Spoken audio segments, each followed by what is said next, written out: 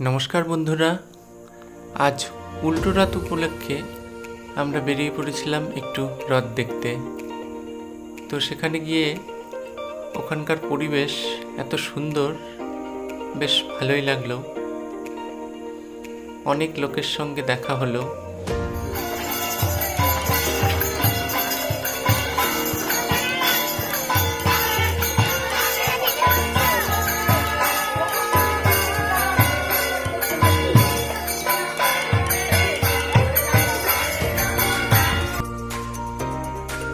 মেলায় সবাই কত সুন্দর পুতুল থেকে শুরু করে খেলনা থেকে শুরু করে সমস্ত জিনিসই পাওয়া যাচ্ছিল।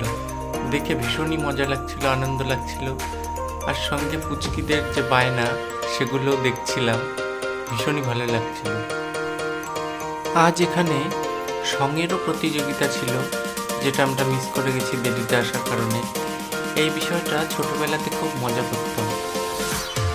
ছোটবেলাতে যখন বড়দের হাত ধরে এই মেলাতে আসতাম, কতই না বায়না করতাম, এটা দাও ওটা দাও, কিন্তু সেগুলো এখন অতীত।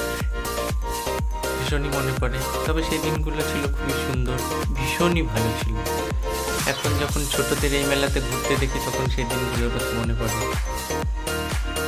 মেলার যে আওয়াজটা, সেটা দিতে পারছি না, কারণ খুব জোরে গান বাজছিল।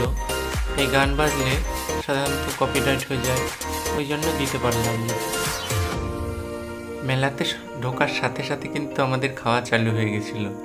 আইসক্রিম থেকে শুরু করে, ঘুগনি থেকে শুরু করে, পাঁপড়, জিলিপি, মানে মেলাতে আসলে যেগুলো না হলেই নয়, সেগুলো আমরা সবগুলোই চেখে দেখেছি। ভীষণই এখন পেট তো পুরো ভর্তি।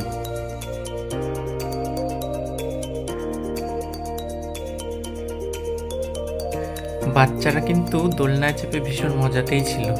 ওদের হাসি মুখগুলো দেখেই বোঝা যাচ্ছিল ওরা কত খুশি।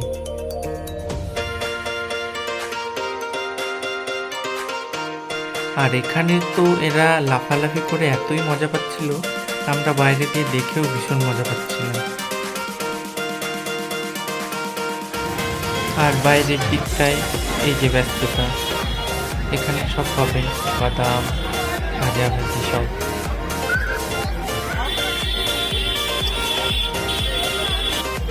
এই পাঁপড় ভাজা দেখে কিন্তু আমরা সঙ্গে সঙ্গে থেমে গেছিলাম, এবং সঙ্গে সঙ্গে আমরা হাতেও নিয়ে নিয়েছিলাম তিনজনা।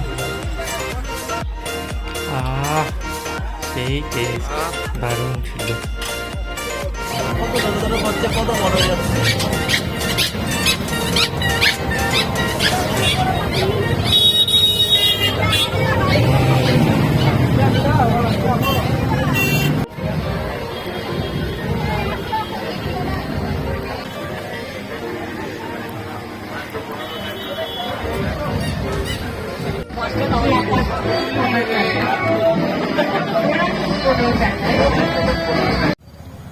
অবশেষে বাড়ি ফেরার পালা। তিনজনা পেঁয়াজি নিয়ে চললাম বাড়ির উদ্দেশ্যে। আপনারা ভালো থাকবেন, সুস্থ থাকবেন। নমস্কার।